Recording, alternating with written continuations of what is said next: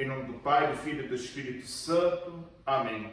Nós te pedimos, Senhor, a graça do vosso Santo Espírito sobre cada um de nós, que venha nos auxiliar para meditarmos a vossa palavra, compreender os mistérios da nossa salvação e cada vez mais nos conduzir no nosso caminho de conversão. Por Cristo nosso Senhor. Amém. Meus irmãos e irmãs, estamos aí meditando esse capítulo 21 de São Mateus, hoje, nos versículos 28 a 32, nesta terça-feira da terceira semana do Advento.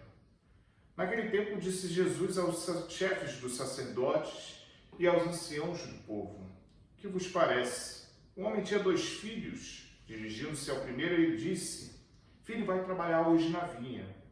O filho respondeu: não quero. Mas depois mudou de opinião e foi.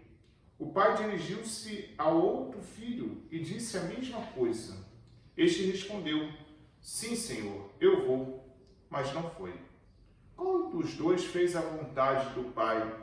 Os sumos sacerdotes e os anciãos do povo responderam: o primeiro. Então Jesus lhes disse: em verdade vos digo, que os publicanos e as prostitutas vos precedem no reino de Deus. Porque João veio até vós no caminho de justiça, e vós não acreditastes nele. Ao contrário, os publicanos e as prostitutas creram nele. Vós, porém, vendo isso, não vos arrependestes para crer nele. Palavra da salvação, glória a vós, Senhor. Meus irmãos e minhas irmãs, estamos aí meditando esse capítulo 21, dos versículos 28 a 32 de São Mateus.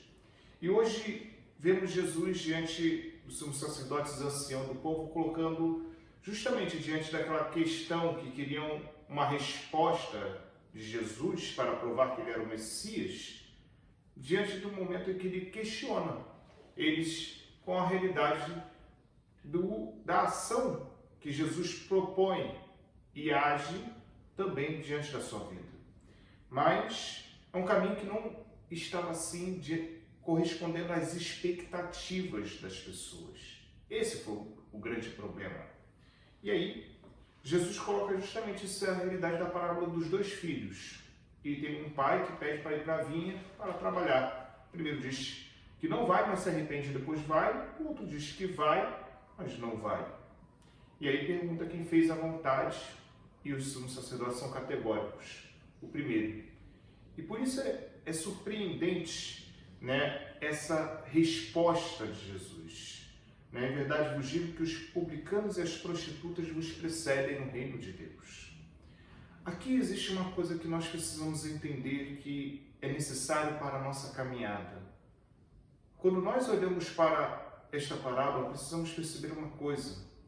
Muitas pessoas às vezes têm essa coisa de dar um não ao Senhor, à sua vontade. Mas depois, com o tempo, com a vida, a caminhada, acabam se arrependendo das suas opções e voltam e fazem uma experiência com o ressuscitado e mergulham numa verdadeira realidade de um processo de viver o mistério da vida do Senhor, uma grande conversão. E essas pessoas normalmente, quando voltam, são às vezes até hostilizadas pelo seu passado, pelo seu modo de vida nas comunidades. E é algo que nós precisamos perceber, que Jesus deixa muito claro o porquê as prostitutas e os cobradores de impostos precedem. Porque quando João Batista anuncia a realidade do pecado, denuncia as injustiças, a primeira coisa que eles fazem é olhar para a vida deles, se arrependerem e querer mudar.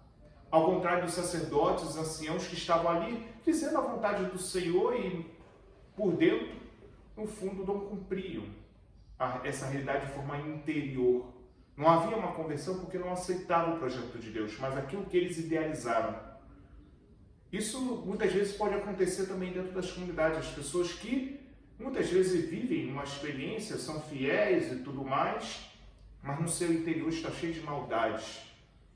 São aquelas pessoas que estão 30, 20 anos, não falta uma missa, não deixa de confessar, mas não há uma vontade no fundo interior de uma disposição de converter-se e nem de aceitar muitas vezes a vontade do Senhor. Por quê? Porque essa disposição interior ela é fruto também quando nós nos colocamos diante da vontade do Senhor e reconhecemos que é necessário também nós mudarmos. E é algo que nós precisamos estar atentos, porque muitas vezes nós podemos ter essa tentação de cair diante dessas realidades. E olha que nós precisamos sempre ficarmos atentos, porque as tentações elas são muito sutis para nos arrastar para longe do Senhor. E é nesse sentido que nós precisamos sempre estar com o nosso pecado diante de nós. Porque com humildade e com sinceridade, quando nós colocamos à disposição, a realidade da graça do Senhor acontece em nossa vida. E é isso que nós precisamos pedir. É algo que nós precisamos cada vez mais fazer com que realmente aceitemos a vontade do Senhor e sua ação em nossa vida, não o que nós queremos. Por isso pedimos ao Senhor esta graça de cada vez mais mergulhar a nossa vida e deixar que Ele nos conduza para que possamos corresponder cada dia mais ao seu amor e fazer com que brote em nós esta realidade e que nos transforme cada vez mais. Louvado seja nosso Senhor Jesus Cristo, para sempre seja louvado. Deus abençoe, proteja e guarde de todo mal. Em nome do Pai, do Filho e do Espírito Santo. Amém. Tenham todos um bom dia. Deus abençoe a todos vocês.